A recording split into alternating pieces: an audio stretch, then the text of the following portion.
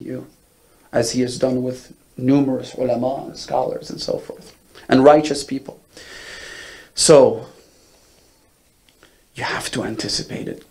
You know, there were people who encountered Imam al-Hussein who missed the opportunity by a hairline. I'll give you a couple of examples. One of them was At-Tarimmah ibn Adi al-Ta'i. At-Tarimmah was a solid Shia. His loyalty to the Imam was unquestionable. The problem was procrastination. The problem was not having made a solid commitment. It's about missing the train. It's about missing the boat. Missing that opportunity when it presents itself. He came from Kufa and encountered Imam al-Hussein on the way. He asked the Imam, "What are you doing?" The Imam said, "I'm going to Kufa." The Imam then asked him to join him. He said, "Ya ibn Rasulullah, absolutely. No question about it. But the reason I was in Kufa is because I was stocking food for the next season. I've made my shopping, and now I want to go back and deliver this to my family. I will come to you, Ya Aba Abdullah. Just wait for me." Right? Then he said to the Imam, "Why do you go to Kufa? If your goal is to destroy the tyrannical regime of Bani Umayyah, I have a better option for you. Ya ibn Rasulullah, come to Yemen, where he was from. I can guarantee 20,000 fighters from my own tribe alone will join your cause. And we will most definitely win this war. Why wouldn't you when the commander is Hussein and 20,000 Shia are with him?" He said to the Imam, "Come, let's do that. Plus, if the encounter happens in Yemen, Yemen is a difficult place. It's a difficult territory to invade, as I think the past couple of years have demonstrated. Right? Yemen is a very rugged, mountainous region. And so over there, it'll be a lot more difficult for them to kill you, instead of you being in this open desert, where you are an open target." The Imam said to him, "Well, that's not how it works. God has other plans. Sha'Allah an yarani qatil. What about your family? Sha'Allah an yarahunna sabaya. This mission will not be complete until Zainab gets taken as a captive, as a prisoner of war. That's not how it works, Ya Tarimmah." So then he said to the Imam, "Let me go back and deliver the food and then come and join you." The Imam said to him, "I'm afraid you won't be able to do so. I'm concerned." He said, "No, I'll hurry." He went.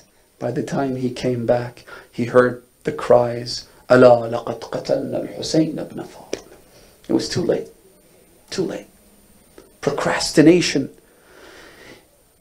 The biggest opening for the shaitan is when you're presented with an opportunity to commit sin and say to yourself, "You know what, let me think about it." Right? Let's see how things go. Let me give you another example. Al-Hurr, I am too insignificant of a speck to disrespect or, God forbid, criticize a legend such as Hurr ibn Yazid al-Riyah. But I will say this, not as a criticism, but as a means of diagnosing the problem so that we could avoid it. So that we can ensure we don't fall into the same trap. Do you know what the problem with Hurr was in the beginning? It was the fact that he blocked Imam Hussein's passage to Kufa. Then when it was time for Salah, Imam al-Hussein told Hurr, "You lead your people in prayer, and I lead mine in prayer." So he said to the Imam, "Absolutely not. Ya ibn binti Rasulullah, nusalli bi salatik. We will all pray behind you." Why is that problematic? It's problematic because on the one hand, you are refusing to allow safe passage for Imam al-Hussein. And on the other hand, you also want to pray behind him? You want to have the best of both worlds? Is that what it is? You want to dine with Muawiyah and pray with Ali ibn Abi Talib? And that is a problem that I wouldn't say all, but it's a universal problem. where we like to keep our options open.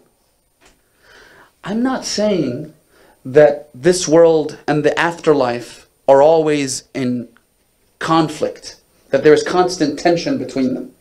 I'm not saying that you can't have a little bit of this and a little bit of that. What I'm saying is, traditions are pretty clear that there are times when there is diametric opposition between the two, right? I said this a couple of nights ago, if you remember. I said there are certain acts, I am not a takfiri. Who am I to judge whether someone is a kafir or not a kafir? Whether you're a Muslim or a non-Muslim. But there are certain acts which we know are antithetical to Islam. They're incompatible with Islam. Try and install a Windows application on a MacBook. It's just not going to happen. Vice versa. Not going to happen. They're not compatible. Certain acts are not compatible with Islam. They're diametrically opposed. And so, on the one hand, you think you can pray behind Imam al-Hussein, but also stand in his way? That's our problem. We like to keep our options open. What happens though, is that Allah subhanahu wa ta'ala will ultimately put you on a crossroad, and you have to make a choice. And it's that crossroad, and it's the tension between the dunya and the akhirah that ultimately led Hur to start shivering while he was sitting on the back of his horse. His friend says to him, what's going on? Why are you shivering? Why are you shaking? Why are you trembling? He said, because I see myself, أرى نفسي بين الجنة والنار. This is it. I can't make any excuses anymore. I can't say, oh, I want to have the best of both worlds anymore. This is it. Decision time.